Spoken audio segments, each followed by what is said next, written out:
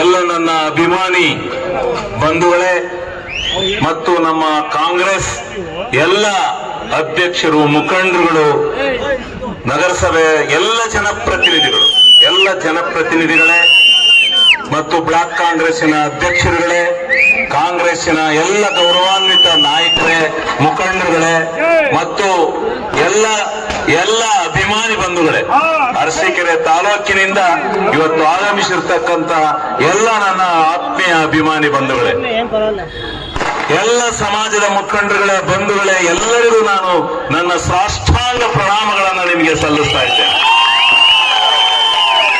ಇವತ್ತು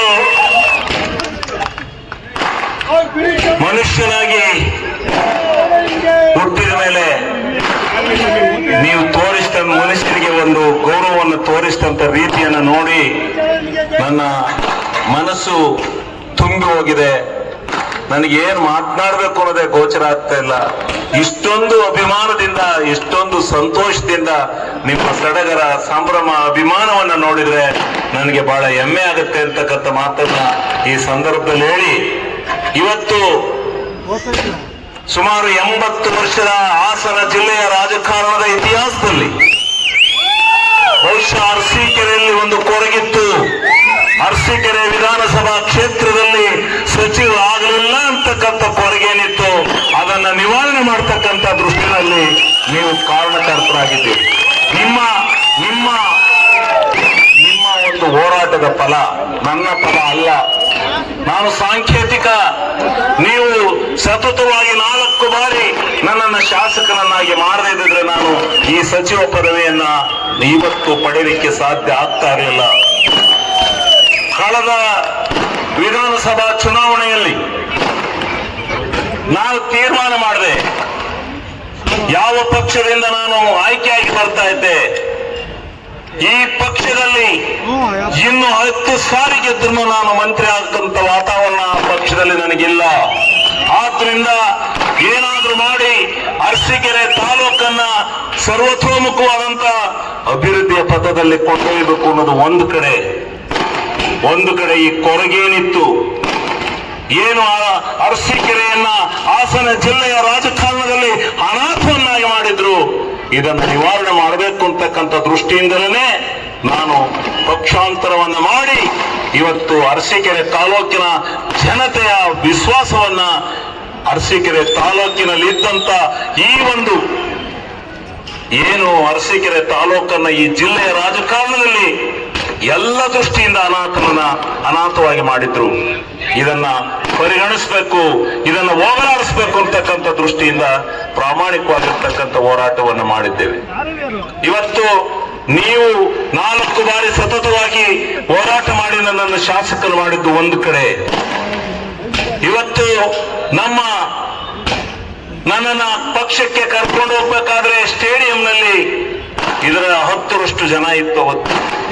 ಅವತ್ತು ಆಶ್ವಾಸನೆಯನ್ನು ಕೊಟ್ಟು ಅವತ್ತಿನ ನಮ್ಮ ಮಾಜಿ ಮುಖ್ಯಮಂತ್ರಿಗಳಾಗಿದ್ದಂತ, ಮುಂದೆ ಸರ್ಕಾರ ಬರುತ್ತೆ ನೀನು ನಮ್ಮ ಜೊತೆ ಬಾ ಅಂತ ಹೇಳಿ ಕರೆದ್ರು ಸಿದ್ದರಾಮಣ್ಣವರು. ಅದೇ ರೀತಿ ನಮ್ಮ DK ಶಿವಕುಮಾರ್ ಅವರು ಅವತ್ತು ಇವತ್ತಿನ ಮುಖ್ಯಮಂತ್ರಿಗಳಿದ್ರು, ನಮ್ಮ ಸುರೇಶ್ ಅವರು, ನಮ್ಮ DK ಸುರೇಶ್ ಅವರಿದ್ರು.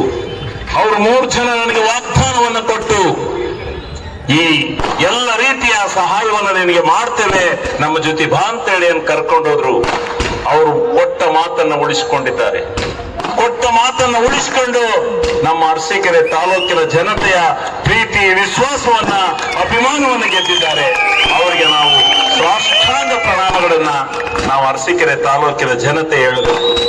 ಈ ರೀತಿ ಇವತ್ತು ಕೊಟ್ಟ ಮಾತಿನಂತೆ ಕಳೆದ ಸಾರಿ ಕೊಡಬೇಕಾಗಿತ್ತು, ಆದರೆ ಪಕ್ಷದ ಒಂದು ನಿಘಂಟಿನ ಪ್ರಕಾರ ಕೊಡ್ಲಿಕ್ಕೆ ಆಗ್ಲಿಲ್ಲ.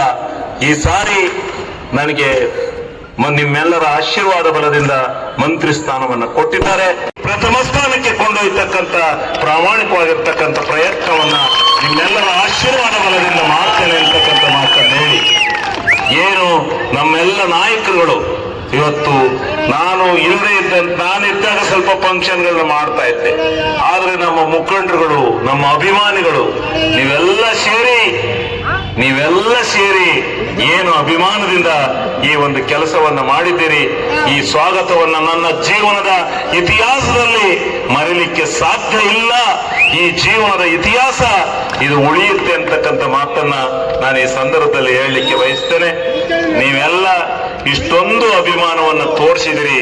ನಾನು ಈ ನಿಮ್ಮ ಋಣವನ್ನ ಯಾವ ರೀತಿ ತೀರಿಸಬೇಕು ಅಂತೇಳಿ ನಾನು ಅಲ್ಲಿಂದ ಅಯ್ಯಪ್ಪ ಸ್ವಾಮಿ ದೇವಸ್ಥಾನದಿಂದ ಇಲ್ಲಿಯವರೆಗೆ ನಾನು ಎಲ್ಲ ಅಭಿಮಾನದಿಂದ ಹಾರಾಗ್ತಾ ಇದ್ರು ಕೂಡ, ಯಾವ ಜನ್ಮದ ಪುಣ್ಯವೋ ಏನೋ, ನನ್ನ ತಂದೆ ತಾಯಿಗಳ ಪುಣ್ಯವೋ ಏನೋ, ಅವರೆಲ್ಲರ ಹೋರಾಟದ, ಅವರ ಪುಣ್ಯದ ಫಲದಿಂದ, ನಿಮ್ಮ ಆಶೀರ್ವಾದದಿಂದ ಈ ಸ್ಥಾನ ಏನು ಲಭಿಸಿದೆ, ಅದನ್ನು ನಿಜವಾಗ್ಲೂ ಕರ್ನಾಟಕ ರಾಜ್ಯದಲ್ಲಿ ಯಾವುದೇ ರೀತಿಯ ಕಳಂಕ ಬಾರದ ರೀತಿಯಲ್ಲಿ ಇವತ್ತೇನು ಇಡೀ ಕರ್ನಾಟಕ ರಾಜ್ಯದ ಯಾವುದೇ ಮೂಲೆಗೋದ್ರೂ ಅರಸೀಕೆರೆ ಶಾಸಕ ಹೋರಾಟಗಾರ, ಅರಸೀಕೆರೆ ಶಾಸಕ ಛಲಗಾರ ಅಂತಕ್ಕಂಥ ಒಂದು ನಾಣ್ಣುಡಿ ಇದೆ. ಅದನ್ನು ಉಳಿಸಿಕೊಂಡು ಹೋಗ್ತೇನೆ, ಅರಸೀಕೆರೆ ಇತಿಹಾಸವನ್ನು ಉಳಿಸ್ತೇನೆ ಅಂತಕ್ಕಂಥ ಮಾತನ್ನು ಹೇಳಿ, ಇನ್ನು ಒಂದು ಸಂಭ್ರಮ, ಇದುವರೆಗೂ ನಾವು ಅರಸೀಕೆರೆ ಹಬ್ಬವನ್ನ ಮಾಡಿರಲಿಲ್ಲ. ಈ ಸಾರಿ ಅರಸೀಕೆರೆ ಹಬ್ಬವನ್ನು ಮಾಡ್ತೇವೆ, ಅರಸಿ ಉತ್ಸವವನ್ನು ಮಾಡ್ತೇವೆ. ಇದು ಯಾವ ಉತ್ಸವನ ಕನಕಪುರದಲ್ಲಿ ನಾನು ಹೋಗಿ ಡಿ.ಕೆ. ಶಿವಕುಮಾರ್ ಮಾಡಿದಂತ ಕನಕೋತ್ಸವವನ್ನು ನೋಡ್ಕೊಂಡು ಬಂದಿದ್ದೇನೆ. ಅದಕ್ಕಿಂತಲೂ ಹೆಚ್ಚಿನದಾಗಿ ಅರಸೀಕೆರೆ ನಗರದಲ್ಲಿ 3 ದಿವಸಗಳ ಕಾಲ ಸತತವಾಗಿ ಅರಸಿ ಉತ್ಸವವನ್ನು ಮಾಡ್ತೇವೆ ಅಂತಕ್ಕಂಥದ್ದನ್ನ, ಅದಕ್ಕೆಲ್ಲ ಇದೇ ರೀತಿ ಸಡಗರ ಸಂಭ್ರಮದಿಂದ ಅಭಿಮಾನದಿಂದ ಎಲ್ಲ ಕುಣಿದು ಕುಪ್ಪಳಿಸಿರಂತೆ ಆ ಉತ್ಸವವನ್ನು ಮಾಡೋಣ. ಇನ್ನು ಮಾಮೂಲಿ ನಮ್ಮ ಗಣಪತಿ ಉತ್ಸವ ಅದು ವಿಜೃಂಭಣೆಯಿಂದ ಈ ಸಾರಿ ಎಲ್ಲದಕ್ಕಿಂತ ಹೆಚ್ಚಾಗಿ ನಡೆಯುತ್ತೆ ಅಂತಕ್ಕಂಥದ್ದನ್ನ ಹೇಳಿ, ಅದೆಲ್ಲಕ್ಕಿಂತ ನಮ್ಮ ಕಾಂಗ್ರೆಸ್ ಹೈಕಮಾಂಡ್ನವರು, ನಮ್ಮ ರಾಷ್ಟ್ರೀಯ ನಾಯಕರು, ಯುವ ನಾಯಕರಾದಂತ ರಾಹುಲ್ ಜಿ ಅವರು ಬಂದು ನನಗೆ ಕ್ಯಾನ್ವಾಸ್ ಅನ್ನ ಮಾಡಿದ್ರು. ಅವರು ಒಂದು ಮಾತನ್ನ ಕೊಟ್ಟು ಹೋಗಿದ್ರು. ಆ ಮಾತನ್ನ ಇವತ್ತು ಉಳಿಸಿಕೊಂಡಿದ್ದಾರೆ. ಅವತ್ತ ಆ ಜನಸಂಖ್ಯೆಯನ್ನು ನೋಡಿ, ನೀವು ಗ್ಯಾರಂಟಿ ಗೆಲ್ತೀರಿ, ನೀವು ಗೆದ್ದು ನಮ್ಮ ಸರ್ಕಾರ ಬಂದ್ರೆ ನಿಮ್ಮನ್ನ ಉನ್ನತವಾದ ಸ್ಥಾನಕ್ಕೆ ತೆಗೆದುಕೊಂಡು ಹೋಗ್ತೀವಿ ಅಂತಕ್ಕಂಥ ಮಾತನ್ನೇನು ಎಲ್ಲರೂ ಸೇರಿ ಕೊಟ್ಟಿದ್ರು. ಅದರಂತೆ ರಾಹುಲ್ ಜಿ ಅವರು, ನಮ್ಮ ರಾಷ್ಟ್ರೀಯ ಅಧ್ಯಕ್ಷರಾದ ಮಲ್ಲಿಕಾರ್ಜುನ ಖರ್ಗೆ ಅವರು, ನಮ್ಮ ರಾಷ್ಟ್ರೀಯ ಪ್ರಧಾನ ಕಾರ್ಯದರ್ಶಿಗಳಾದಂತ ವೇಣುಗೋಪಾಲ್ ಅವರು, ಸುರ್ಜೇವಾಲಾ ಅವರು, ಪ್ರಿಯಾಂಕಾ ಗಾಂಧಿ ಅವರು, ಸೋನಿಯಾ ಗಾಂಧಿ ಅವರು ಇವತ್ತು ನಮಗೆ ಆಶೀರ್ವಾದವನ್ನು ಮಾಡಿದ್ದಾರೆ. ಅವರನ್ನ ಇಷ್ಟೊತ್ತಿನಲ್ಲಿ ನಾವು ನೆನ್ಕೋಬೇಕು. ಇವ್ರು ಯಾರು, ಈ ಪುಣ್ಯಾತ್ಮರು ಯಾರು ಅರಸೀಕೆರೆಯನ್ನ ಜ್ಞಾಪಿಸಿಕೊಳ್ಳಲಿಲ್ಲ.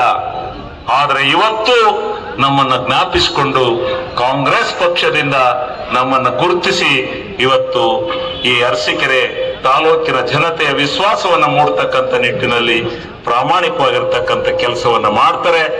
ನಾವೆಲ್ಲ ಒಟ್ಟಿಗೆ ಈ ಕ್ಷೇತ್ರವನ್ನ ಉನ್ನತಿ ಸ್ಥಾನಕ್ಕೆ ತೆಗೆದುಕೊಂಡು ಹೋಗ್ತಕ್ಕಂಥ, ಇನ್ನೂ ಆಗಬೇಕಾಗಿರ್ತಕ್ಕಂಥ ಭಾರಿ ಕೆಲಸಗಳಿದೆ. ನಾನು 2 ತಿಂಗಳಿನಿಂದ ಈ ಮಂತ್ರಿ ಪದವಿಗೋಸ್ಕರ ಇಲ್ಲಿ ಬರಲಿಕ್ಕೆ ಆಗಿಲ್ಲ, ಹೆಚ್ಚಿಗೆ ಕಾಲವನ್ನು ವ್ಯಯ ಮಾಡ್ಲಿಕ್ಕೆ. ಬಗ್ಗೆ ವಿಧಾನಸಭೆಯಲ್ಲಿ ಚರ್ಚೆ ಆಗ್ಬೇಕಾಗಿದೆ, ಆ ಹೋರಾಟ ಮಾಡಬೇಕಾಗಿದೆ. ಅದಕ್ಕೋಸ್ಕರ ನಾವೆಲ್ಲ ಎಲ್ಲರೂ ವಿಧಾನಸಭೆಗೆ ಹೋಗ್ಬೇಕಾಗಿದೆ. ಅಲ್ಲಿ ಹೋರಾಟವನ್ನು ಮಾಡೋಣ. ಇನ್ನು ಖಾತೆ ಕೊಟ್ಟಿಲ್ಲ ಅಂತ ಇದೆ.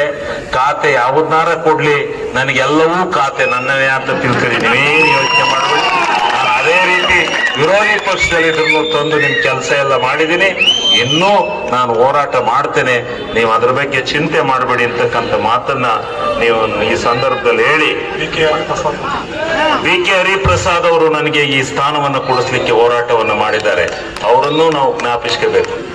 ಅದೆಲ್ಲಕ್ಕಿಂತ ನೀವೇನು ಸತತವಾಗಿ 4 ಸಾರಿ ನನ್ನನ್ನು ಶಾಸಕನನ್ನಾಗಿ ಮಾಡಿದ್ರೋ ಅದರ ಪ್ರತಿಫಲ ಇವತ್ತು ಅರಸೀಕೆರೆಗೆ ಸಿಕ್ಕಿರ್ತಕ್ಕಂಥ ಮಂತ್ರಿಗಿರಿ ಇರ್ತಕ್ಕಂಥದ್ದನ್ನ ಕಳೆದ ಸಾರಿ ನಾನು ಪಕ್ಷವನ್ನ ಬದಲಾವಣೆ ಮಾಡಿ ಬಂದಾಗಲೂ ನೀವು ಅಭಿಮಾನದಿಂದ ತೋರಿಸಿದಂತ ಪ್ರೀತಿ ವಿಶ್ವಾಸ ನಿಜವಲ್ಲ.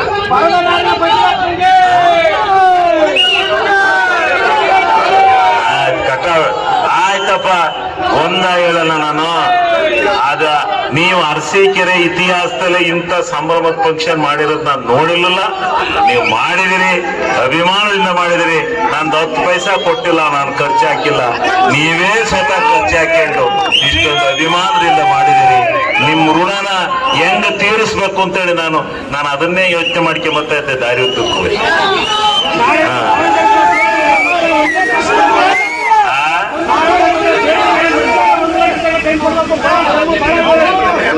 ಎಲ್ಲ ಬರ್ಲಿ. ಇದು ಬರ ಪರಿಹಾರದ್ದು ಅರ್ಜೆಂಟ್ ಡೆಲ್ಲಿಗೆ ರಿಪೋರ್ಟ್ ಕಳಿಸ್ಬೇಕಾಗಿದೆ. ಅದರಿಂದ ಮಧ್ಯಾಹ್ನ ತನಕ ಇರ್ತೀನಿ. 12 ಟಿವಿ ಫೈನವರು ಎಲ್ಲ ಈಗ ತಗೋತಾರೆ. ಪೊಲೀಸ್ ಇಲಾಖೆಯವರಂತೂ ನಿಜವಾಗ್ಲೂ ಹೆಗಲು ಕೊಟ್ಟು ಕೆಲಸ ಮಾಡಿದ್ದಾರೆ. ಅವರಿಗೂ ನಾನು ತುಂಬ ಹೃದಯವನ್ನ ಅರ್ಪಿಸ್ತೇನೆ ಅಂತಕ್ಕಂಥ ಮಾತನ್ನು ಹೇಳಿ, ನಮಗೆ ಬಂದಿರತಕ್ಕಂಥದ್ದು ಈ ಬರವನ್ನ ಯಾವ ರೀತಿ ನೀವು ನಿವಾರಣೆ ಮಾಡಬೇಕು ಅಂತಕ್ಕಂಥದ್ದಕ್ಕೆ ನಮ್ಮ ಹೋರಾಟ ಇದೆ. ಅದನ್ನ